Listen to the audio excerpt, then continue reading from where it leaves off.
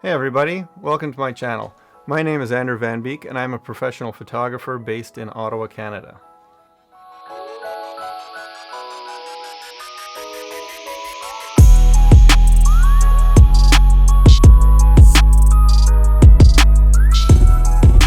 In today's video, we're going to be comparing two microphones, the Saramonic Blink 500 and the new Rode NTG. Is this a stupid comparison of two products that are very different? You be the judge once you've heard all of the audio tracks. As an added bonus to this video, I'm going to switch my two locations while I'm doing this recording.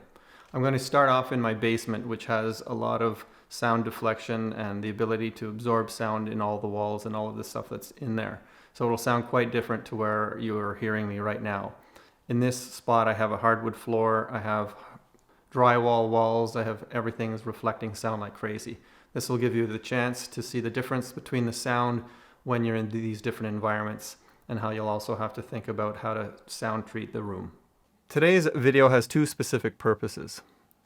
The first purpose is to simply compare the sound quality when using either of these two microphones.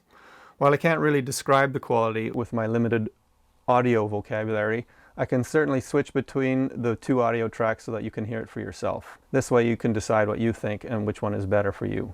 Keep an eye on the screen above my head where I will show you which microphone I'm using at any given time, right up here. The second purpose of this video is to offer a simple comparison between use cases of the Saramonic Blink 500 and the new Rode VideoMic NTG. This might seem like a silly comparison since these are two very different types of microphones with different use cases, but they are also very common for vloggers and people who are often in front of the camera.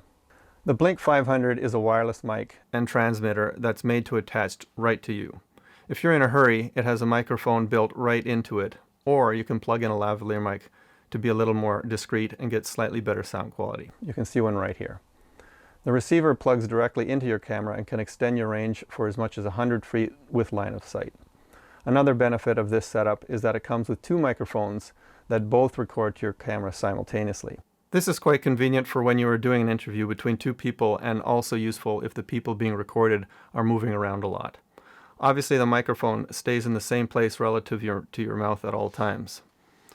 The VideoMic NTG, on the other hand, can act as an on-camera shotgun microphone, a boom mic, or a USB mic that you can have directly connected to your computer while doing voiceovers. While the way that the microphone records will be the same in all three cases, the sound quality will differ based on your surroundings and how the microphone is set up.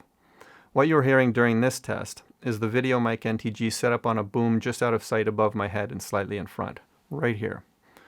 It's about 15 inches from my mouth. Since the Blink 500 is attached to my camera, I have the VideoMic and NTG recording into a Zoom H1n digital recorder. I'll sync these two audio tracks together once I put the video together. This microphone tends to work best when you're in a stationary situation similar to what I'm doing right now. If you are recording things or people that are moving, the microphone has to be mobile and moving with the subject. Let's compare these two microphones when you get outside.